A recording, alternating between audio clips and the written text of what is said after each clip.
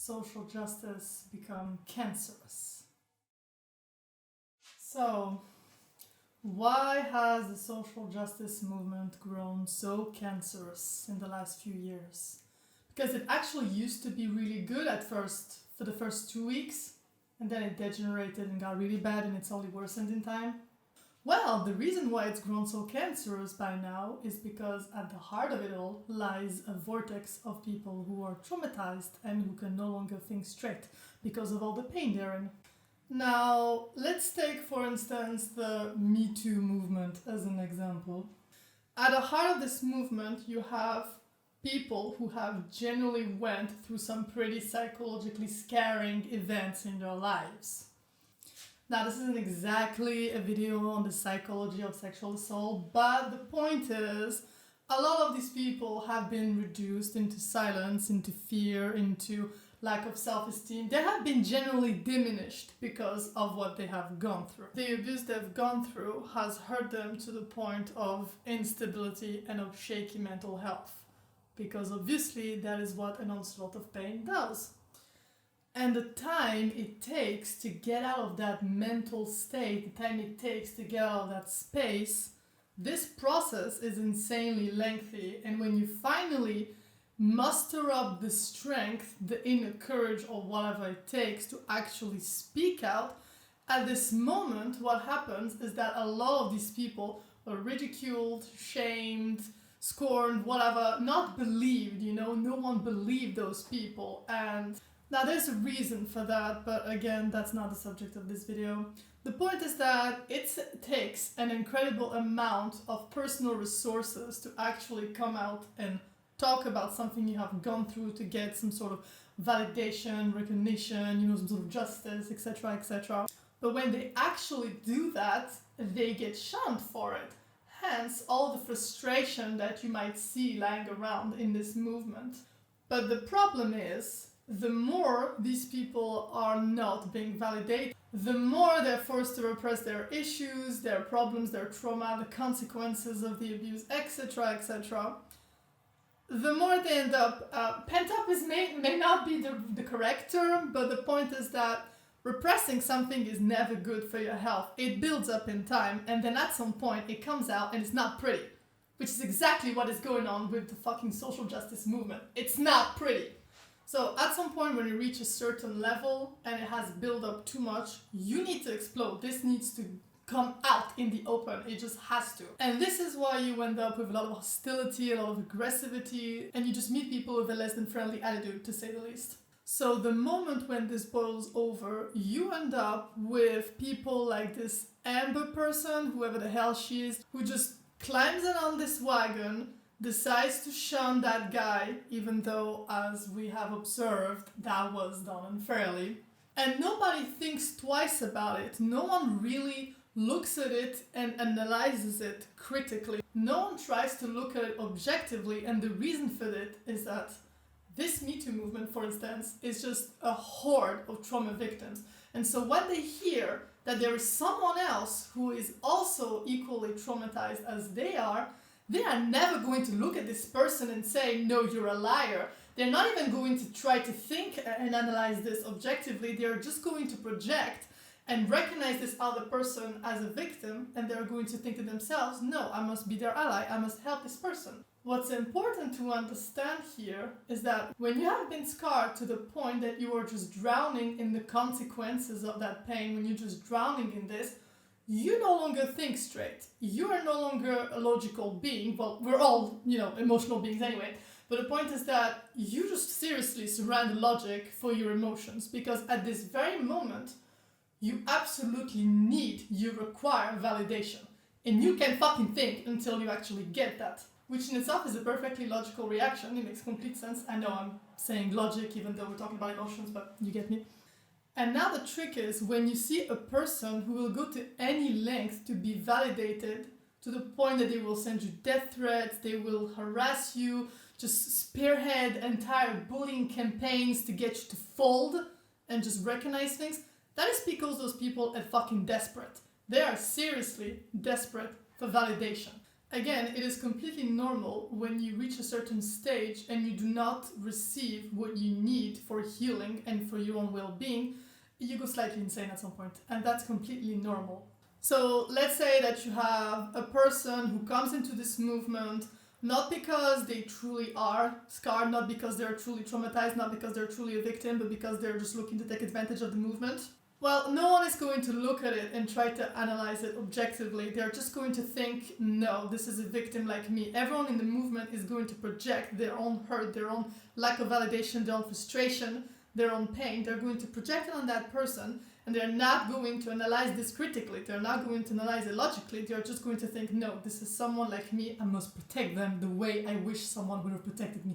That's pretty much how you end up with people who absolutely refuse to listen. When you actually try to point out that, no, this person who just got into the movement not because they're in pain and they're looking for validation, but because they're just trying to take advantage of the movement for their own personal end, they're not going to listen. And when you try to list some logical arguments, some evidence, you try to add context to something, no one listens to you because everyone is just sick and tired and just fed up with not receiving what they need, that they're just no longer going to look at this and think, yeah, maybe this is not the case. Maybe the situation is not the same as it was for me. Maybe that's different. Maybe people have got different intentions than I do, or just, are in this movement for other reasons than me. No one is going to think that, and this is why when you try to use arguments and logic and you try to add context, when someone just takes something out of context and try to create a scandal around it, when you try to bring in logic into this, no one listens to you, and it's for this reason, because everyone is sick, tired, and frustrated of not receiving validation. Now, it's pretty much the same thing with the Black Lives Matter movement. Now, for this, you obviously need to consider the specific social dynamics of the United States of America, because these people, as much as they enjoy projecting, the rest of the world is not like that. But when you look at the US specifically, and you take into consideration their history and the specific social dynamics that it resulted in nowadays, well, you can be surprised that some people are also equally losing their shit as much as people in the Me Too movement. This is just years of basic human rights being denied, complete injustice going untreated and unacknowledged, individualism being thrown to the side, and that hurts. That stuff absolutely hurts. It's just painful to go through for centuries. Imagine your parents have gone through this, your grandparents have gone through this, everyone you know is going through this, you have gone through this more or less. It's insane at some point. You just go nuts. You can't take it anymore. Especially when you have one person who shoots another unfairly and they get away with it, essentially. Of course tensions build up, of course. And of course, at this moment, you end up with people who just give up completely on logic and who take it a step further. People take it to the extremes as a mean of self-protection, because they think that if they watch out incessantly for the thing that they have been a victim of for so long, it's no longer going to happen. So when you try to explain something reasonable and logical, and you try to talk to these people and tell them that no, they're going way too far, you are going way too far, they're not interested in listening because they just don't want to get hurt again. And the second thing to understand also is that when people like this have been invalidated for too long, when you try to reason with them, they're going to perceive it as a personal attack. The point is that their extremism is a self-defense mechanism. So they deploy it, they put it into place precisely to defend themselves. So when you have a person who's like, is it because I'm black? Is it because X, Y reason? Insert whatever you want in here. That person is just doing self-defense, basically. Since this lack of logic and the excess of hostility is a defense mechanism, when you tell them there is something wrong with the lack of logic they display, they're going to think that what you're actually saying is there is something wrong with you defending yourself. That's the way they're going to interpret it. This is the signal they're going to receive. Which is precisely why they're going to refuse to listen, since in their head, in their mind, they think that they're defending themselves. They think they're deploying a really, efficient, well, maybe not efficient, but a semblance of a defense against further pain and against further hurt. So of course they're now going to back down, they're not going to just lower that defense. In other words, they're afraid. They believe they're defending themselves, and so however mistaken they might be, however flawed or ineffective or illogical that defense may be, because it's supposed to be a defense, they're going to be reluctant to part with it.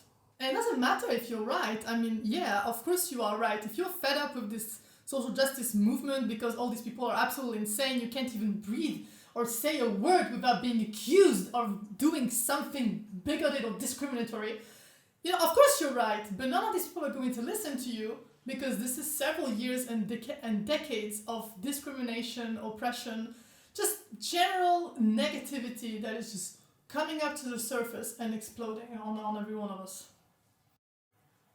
Now, to dig a little deeper into psychology, most people, when they are born into the world, come with, as we call it, a clean slate. What this essentially means is that we come with positive, good energies, with positive energies. And we are ready to share those energies with the world. We're just ready to go out into the world, explore, be happy, do things, accomplish ourselves, just, reach our goals, etc., etc.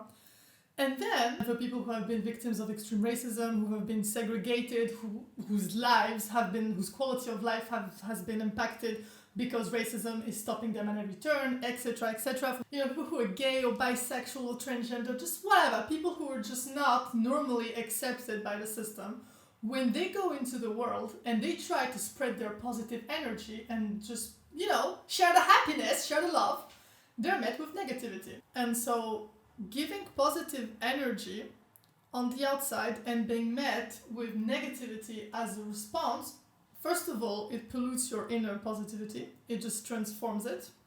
And second of all, when you are a victim of something negative, someone does something to you that is hurtful, they are filling you with negative energy. And you, as a human recycling factory who recycles energies and vibes, you are containing all of that stuff inside you. Now, this is why I said that repression is really unhealthy. And if you do nothing, or you are not given the opportunity and the space to just externalize that negative energy and just release it into the world, at some point you just reach a tipping point. You just cannot contain it within yourself anymore. And the second reason why repression is unhealthy is because it just twists all those energies inside of you. If they were released early on or when they needed it, you would be able to express them more or less healthily. So you would be able to just have a good cry about it for a few hours and say that you feel bad, you feel down, you feel hurt because of X or Y reason, because of whatever someone has done to you. But when you lack that space, when you lack the ability to do that, you end up being forced to keep that energy until it just grows and it gets worse progressively until at some point it explodes. Which is why now you have people like this, or like this, or like this, or like this, or goodness, so many of them. All of these people, every single one of them, has gone through something traumatic in their lives and can no longer take it anymore. Now, the third thing is, a part of this hostility and aggressivity, aside from being a self-defense mechanism, is also a cover-up.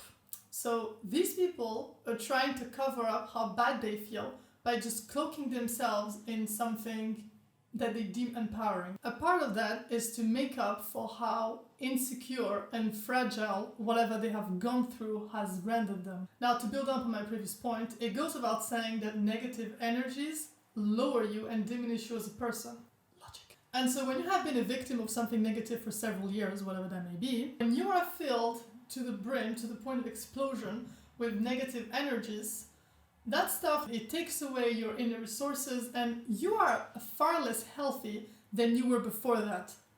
Logic. And a part of the aggressivity is precisely to make up for that as desperately as possible. So again, what's hiding behind this is despair. Now, you have a lot of people in those movements just cloaking themselves and hiding behind some specific words. Like, this community has got its own specific lingo. And you have things such as, instead of being a victim, you are a survivor, you are strong, you are powerful. And the truth deep down is that these people are not even remotely empowered or powerful or anything like this. They are trying to make themselves feel as if they are powerful and empowered. They are trying to mask the fact that they are so diminished by life and by what has happened to them. So obviously this is a deeply personal thing. When you are just so wounded, this is very close to you and it's deeply personal. And not everyone really wants to flaunt that into the world and just go around and be like, so yeah, I am like this, yes, I have autism, yes, I'm a victim of this, etc. You know, those people who do this, they're lying to you. You know, they're trying to project an image of strength, but they're just lying to you and most importantly to themselves. So not everyone truly wants to flaunt it like that, and it really is personal. So if they were to just reveal the depth of how terribly they feel about things, well, it would just bring them further pain, essentially. And they're just trying to conceal that. They're trying to hide how hurt they actually are. Second of all, a lot of these people are actually lost deep down. They do not know how to heal. They want to heal, but they're not exactly sure how to go about it. And this movement is also a part of that. So when they're hiding themselves behind a panoply of words, you can really see the desperate attempt behind it to heal and to find some sort of a way to distance themselves from their past abuse, from their hurt, from their pain, and to just heal and go beyond it. Now, the reason why this is not really working, of course, for them is because these people are sublimating. They're not really facing their problems head on, which is what you have to do if you want to fix your problems. They're just sublimating, projecting it onto other people, saying, you are the problem, you're the problem. And it's like, no. Your abuser is the problem. Your aggressor is the problem. The consequences that you have to deal with from that hurt are the problem, not everybody else on the outside. By asserting so many times how powerful, etc. these people are, what they are also doing is looking to provoke that reaction in people as well. They're looking for someone to tell them, yes, you are powerful, yes, you are validated, yes, blah, blah, blah. Now, again, this is still not going to work because these people are taking a roundabout way. They're taking an indirect route to go about it. So they're never really going to receive the validation they need because they're not really acknowledging their problems. They're not really acknowledging that they're trying to sublimate and that this aggressivity, that those bullying campaigns, etc., they're not acknowledging that this is just a desperate plea, a desperate ploy, whatever. They're not acknowledging that this is just a desperate move on their part. And because they go about it a roundabout way, in order to actually receive the validation they need, those people would have to stop with this stupid movement. They would have to actually start acknowledging in how much pain they are, and they would have to be in the presence of someone who is going to tell them, yes, it's okay, you have been hurt, that person was wrong to have done this to you, you are innocent, it's okay. They would need to actually strip themselves of those flimsy defenses to actually receive proper validation. Again, you can see a lot of despair in this. Which brings me to my fourth point. These people are trying really desperately to give themselves some sort of, relief, some sort of healing, some sort of respite from the pain, let's say. And as I've already said before, they're trying desperately hard to make sure that it never happens again. And so my fourth point, projecting. These people keep projecting on everyone and everything all the time. As I've explained just right now, instead of facing the problem head on, they project it onto the outside world. Now, of course, the very simple reason behind this is that whatever they're going through, whatever they're trying to deal with, is incredibly painful and practically impossible to bear and to contain within themselves. So, considering how diminished a person like this has been, they no longer have the inner energy, the resources, the personal resources to actually take on that problem, because the only thing it does is bring them too much pain, and it destroyed or at least damaged that part of them that was good in the first place. So they can no longer really summon that part of them, that part of goodness, of positivity, to fight off the negativity. They have a hard time doing this, and because of it, the only thing that they can do when they stare at the suffering, when they stare at the abuse, is be in pain. And because obviously pain is painful, they are trying their damn hardest not to feel that pain anymore. And one way they can do that is externalize it, is project it onto the outside. Because by projecting it onto the outside, they pretend it's no longer inside them. They just pretend that they no longer have to deal with it because the problem is everybody else.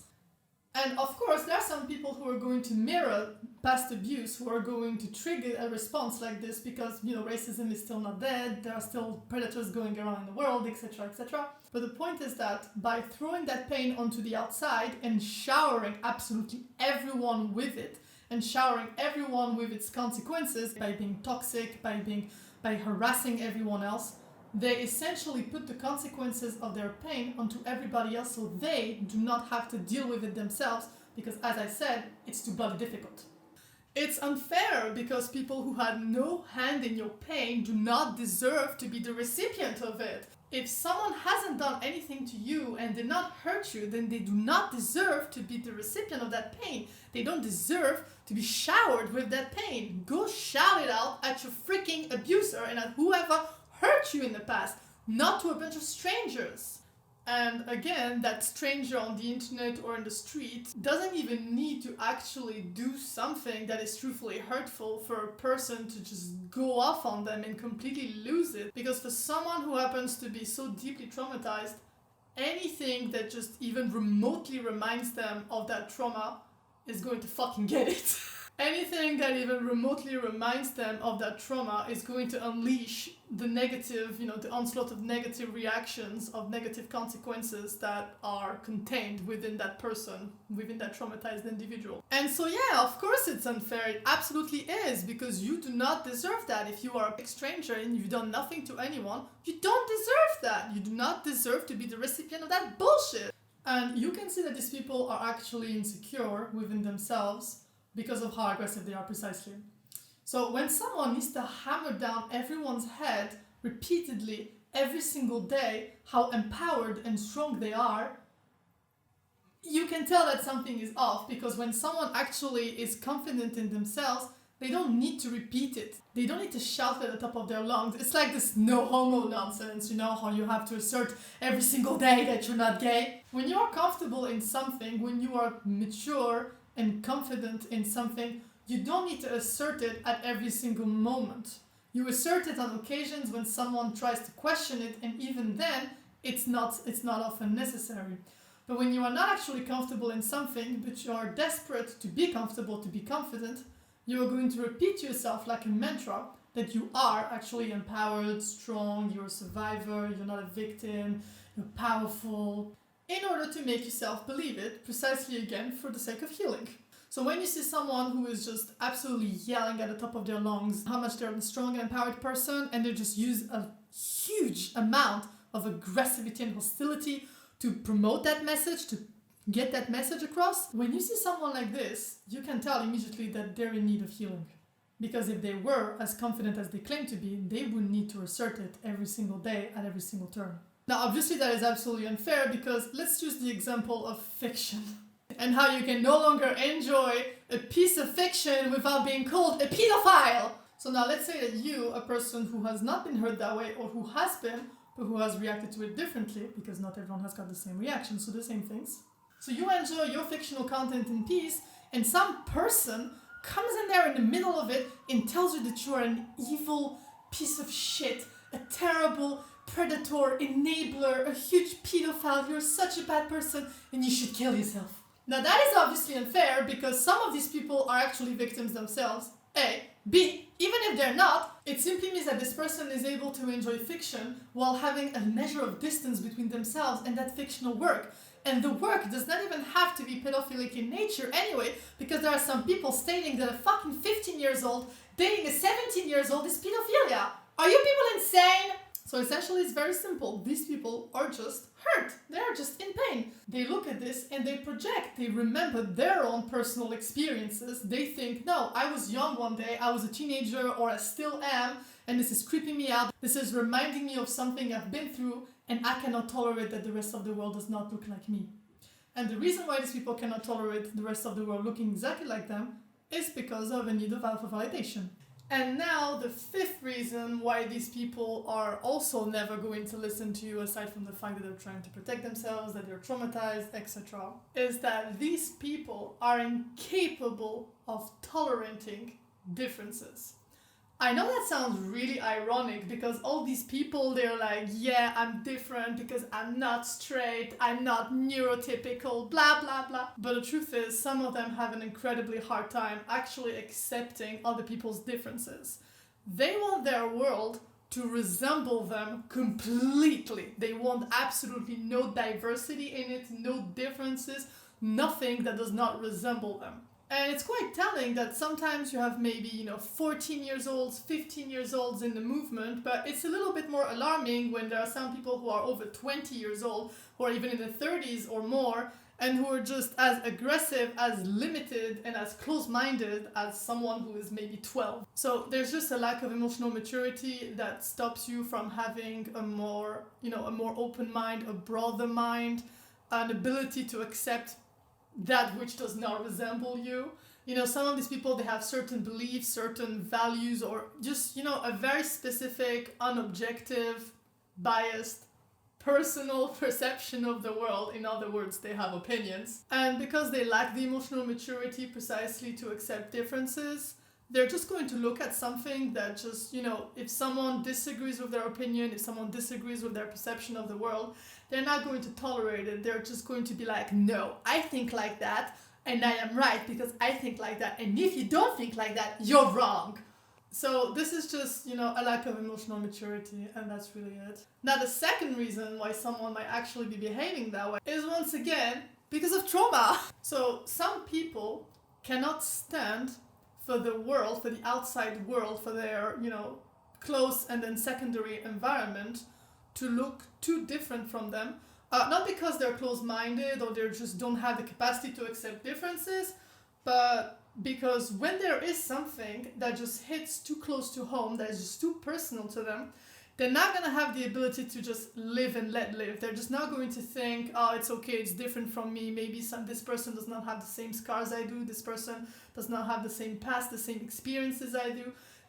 It's too personal for them sometimes. When there is someone that is in incredible need of validation and they look at, again, let's take, fiction. Let's take fiction as an example. And they look at a story, a series, a manga, a comic book, whatever. They see some kind of content that just triggers, this part of them that is just a bit too personal to them. And then they see other people just, going about their day, enjoying that content because they don't have the same problems you do. Or maybe they have the same problems you do, they just reacted to those problems differently. They're incapable of accepting that because in this specific moment, they need to hear that the similarities they see between their past experiences and the content they're viewing, that the specific thing, the specific type of content, action, denouement, whatever, the specific thing that is happening in this content, in this fictional content, which resembles maybe a past experience or something that they've lived in or something that they relate to but negatively, they need to hear that this is wrong, because essentially they need to hear that what they have gone through was wrong. They need to hear that whatever someone has done to them was wrong. And so because they lack that validation, because no one has told them that was wrong, this what happened in your life was wrong, when they look at the specific type of content that just brings them back to this period of their life or this one specific event or specific events, because they're just desperate for that validation once again, then their only way to defend themselves again and to make themselves feel safe and secure is to vilify the content they're seeing. So that's projecting 101, because they can't detach their personal vision of it, their perception of it. They can't detach it from reality and from what the content actually is and what the content actually wanted to just transmit to people, share its message, its original unbiased message. These people can't make the distinction between the two. Now, if a person like this was just, had been validated a little bit more and had been told repeatedly several times that what they have gone through is wrong, when they would have, seen some kind of content online that reminds them of this, then they might not have been as quick to jump the gun and call it evil and look at this content and say, because I have gone through something similar or something that reminds me of it, then this thing is evil and must be banished. Now, the reason why they think this thing is evil and must be banished is because they just think that what they have gone through is evil, basically. What they have gone through is wrong, and so they look at it and they say, because I have gone through this and it was wrong for me, that means this content is wrong as well. And they're just not going to think to themselves that, no, maybe that's just how they perceive the world, and it's not exactly what the content they're looking at is about. By getting the world to look exactly like them, these people are just trying to put themselves in a safer place, in a more comfortable place, basically, in a place that is not constantly bombarding them with the message that your experience is not valid, or your feelings are not valid, or I don't know, your anger, your pain, your etc. is not valid. Now, obviously, there are always, the weak-minded ones, the people who are easily influenced, who just jump the bandwagon of hate and who don't, they are not really traumatized or anything, they haven't necessarily been through anything, but they see everyone else doing it, so they just crowd psychology. They just go with the flow, they do not question themselves, they don't even question the movement, they just go with it. So, of course, you always have people like this who are not actually hurt or wounded or in desperate need for validation and healing. They're just some idiots in the movements as well. But at the core of the movement is people who are deeply traumatized and need help. So this is pretty much why the social justice movement is shaping out to be the next fascist movement. So does that mean that everybody else should cave into this social pressure? Of course not, absolutely not. The medical world should not, the political world should not, the social world should not, the media should not, nobody should. What it does mean, however, for everybody else is that trying to argue logically with these people is never going to work. But what we should all do is ship all those people off to therapy! What we should all do in this moment is acknowledge that these people are in pain, and when you're in an argument with some idiot who just keeps telling you something so dumb that makes no sense, that has no logic, and you try to talk to them and you try to use logic on them, stop doing that. Use emotions instead and acknowledge that this person is in pain. Now, you may not see results right away because you're a stranger on the internet and no one is going to reveal to you something personal, even if your words have actually touched this person, even if they actually deep down acknowledge that you are right.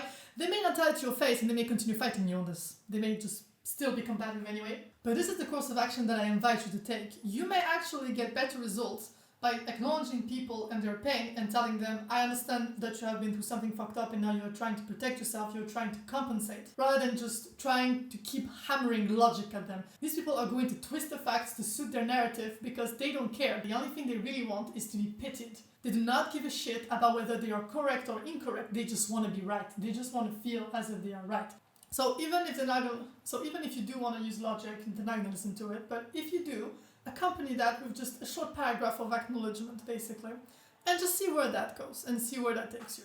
And in the meantime, just continue doing what you're doing. Don't be chased out of communities, out of fandoms, out of whatever. Do not be chased out of things that you love. Just continue to do your thing and enjoy yourself and be yourself. If there's some kind of anti-hero that's like problematic, just continue enjoying that motherfucker. Who even cares? If you want to keep looking at some specific amount of content, then go ahead, have fun. If you think that you have a legitimate, genuine argument against all this, then go ahead, talk about it. Don't just let yourself fall to this pressure. Go ahead and continue to do your thing. And when you end up crossing someone who's going to fight you very aggressively on it and try to make you cave in and give up and scroll and apologize, and even then they still won't actually let you be, just drop in a little bit of acknowledgement, a little bit of, validation again, a little bit of understanding, and then just see where it takes you.